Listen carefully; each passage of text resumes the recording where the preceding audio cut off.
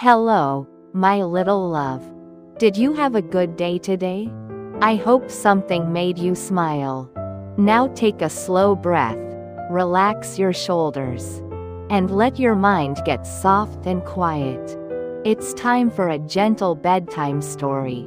Once upon a time, on a quiet Christmas morning when snow fell softly outside the window like tiny feathers drifting from the sky, a little boy received a very special gift. Wrapped in tissue paper that crinkled gently when touched, there was a stuffed rabbit made of the softest velvet you could ever imagine. The rabbit was beautiful in a simple, honest way. His fur was brown and worn in just the right places, making him look comfortable and real. He had two little paws sewn carefully onto his body, whiskers made of thread, and eyes that seemed to hold kindness in them. When the boy picked up the rabbit, the velvet felt warm and soothing against his cheek, like a gentle hug made of fabric and love. The boy loved his velvet rabbit right away. That very first night, the rabbit slept beside the boy in his cozy bed, nestled under soft blankets that smelled like lavender and home. The moonlight came through the window in silver streams, and the rabbit felt peaceful and safe, exactly where he belonged. In the nursery where the boy played, there were many other toys.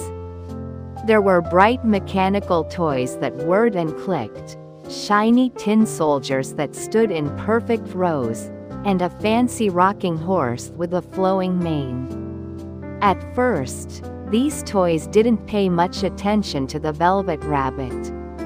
They thought they were more important because they were newer or could move in clever ways.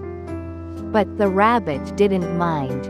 He was content to sit quietly, waiting for the boy to pick him up, which happened many times each day. The boy would carry him everywhere to the breakfast table where morning sunlight made patterns on the floor, to the garden, where butterflies danced among the flowers, and always to bed at night. One evening, as the nursery grew dim and peaceful, the rabbit had a conversation with an old, wise toy stuffed horse who had been loved for many years. The horse's fur was rubbed thin in places, and some of his seams had been repaired with careful stitches, but his eyes were bright with understanding. "What does it mean to be real?" asked the rabbit softly, his voice no louder than a whisper. The old horse settled more comfortably into his spot and spoke in a voice like warm honey. "Real isn't about how you're made," he said gently. "It's something that happens to you when someone loves you for a long, long time. Not just to play with, but really loves you." The rabbit listened carefully, his velvet ears tilted forward with attention. "Does it hurt?" asked the rabbit, thinking of the old horse's worn patches and faded color. "Sometimes," said the horse honestly, but his voice was kind. "When you are real, you don't mind being hurt.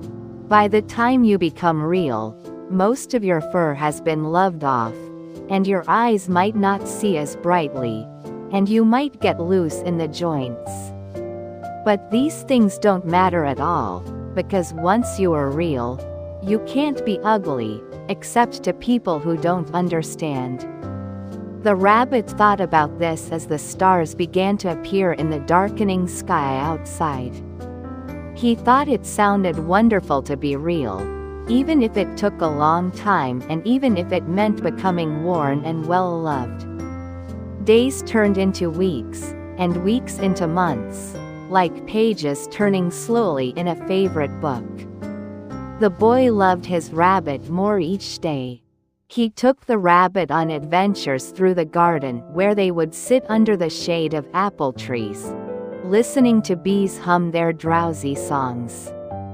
He brought the rabbit to tea parties where they pretended to sip from tiny cups and nibble on imaginary cakes. At night, the boy would whisper his secrets to the rabbit, telling him about his day, his dreams, his hopes and small worries.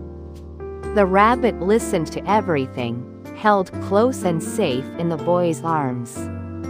Sometimes the boy's tears would fall on the rabbit's velvet fur when he was sad. And the rabbit would soak them up quietly, offering comfort just by being there. The rabbit's velvet began to wear thin in places where the boy held him most near the ears and on the back. His whiskers got a bit crumpled, and one of his button eyes became loose and had to be sewn back on. But the rabbit didn't mind at all. Each worn spot, each loose thread, each faded patch was a mark of love, a sign that he was becoming more real. Spring came, painting the world in soft pastels, pale pink blossoms, new green leaves, and golden daffodils nodding in the gentle breeze. The boy took his rabbit outside more often, and they would lie in the warm grass, watching clouds drift by like slow-moving ships across an ocean of blue sky. One peaceful afternoon, while the boy napped in the sunshine with the rabbit tucked under his arm, something magical happened. Real rabbits appeared at the edge of the garden, wild rabbits with twitching noses and long, strong legs built for hopping through meadows. The velvet rabbit watched them with wonder. They moved so freely, their fur rippling in the breeze, their eyes bright and aware. They played together, chasing and leaping, and the velvet rabbit felt a small flutter in his fabric. Chestnut sadness exactly, but a gentle longing to move like they did. To feel grass beneath his paws, to be truly alive. But then the boy stirred in his sleep and pulled the rabbit closer, murmuring soft, loving words. And the velvet rabbit understood that he was exactly where he needed to be. He was loved, and that was the most real thing of all. Summer arrived with lazy, golden days when everything moved slowly, as if the world itself were drowsy with warmth. The boy and his rabbit spent long afternoons together, their bond growing stronger and deeper, like roots spreading beneath a tree. One day, the boy became unwell. It wasn't anything to be frightened about, just a time when he needed to rest and be cared for. The rabbit stayed with him constantly, lying beside him on the pillow, keeping him company through quiet days and gentle nights. The boy held the rabbit close, finding comfort in the familiar softness, the worn velvet that smelled like home and safety and love. The doctor visited and spoke kindly to the boy's family. As the boy got better, slowly returning to health like a flower opening to the sun, there came a time for the room to be cleaned and refreshed.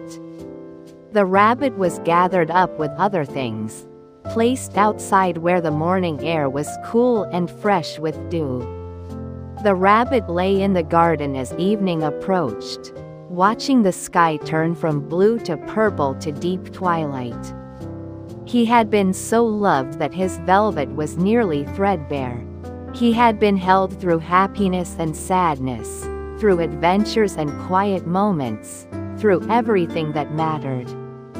As the stars began to appear, one by one like candles being lit in the darkening sky, something wonderful happened.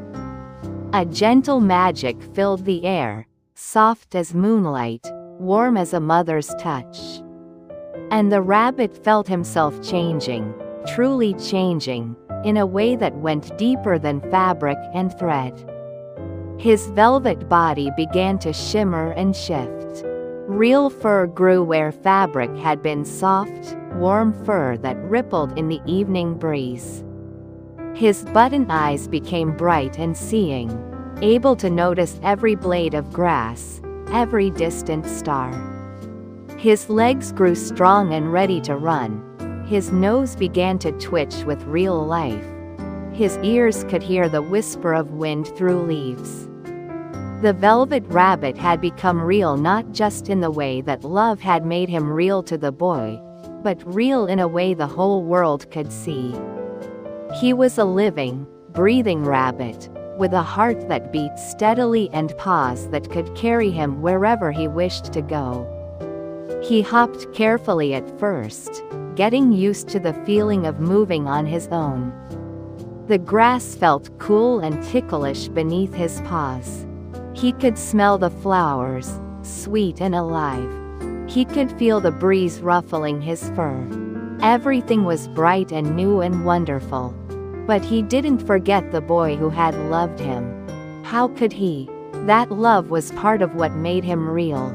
He looked back toward the house where a light glowed warmly in a window. And he felt gratitude fill his heart, gratitude for every moment they had shared, for every gentle touch, for every whispered secret, for all the love that had made this transformation possible. From that day on, the rabbit lived in the garden and the meadows nearby. Sometimes, when the boy came outside to play, the rabbit would watch from the edge of the woods. The boy never knew that the small brown rabbit hopping near the garden gate was his old friend.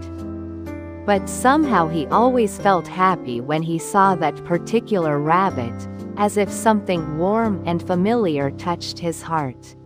The rabbit lived a long and joyful life, running through meadows where wildflowers bloomed, resting in the cool shade on hot summer days, and playing with other rabbits who became his friends. But he always remembered the boy, and he always knew that love, real, true, patient love, was the most powerful magic in the world. And so the rabbit learned the most important lesson of all, that being real doesn't mean being perfect. It means being loved so completely that your true self can finally emerge, that every worn spot and loose thread becomes beautiful. Because it tells the story of love. Real is what happens when someone sees you, truly sees you, and loves you anyway, loves you because of who you are, not in spite of it. The stars shone down on the peaceful garden, and somewhere between the flowers and the soft grass, a real rabbit slept contentedly, his heart full of memories and his soul full of the love that had transformed him from velvet to life, from toy to truth, from cherished object to living being. You did well today, my little love. Now let your eyes grow heavy, and let the night wrap around you like a soft blanket. Sleep well, sweet dreams, and rest deeply.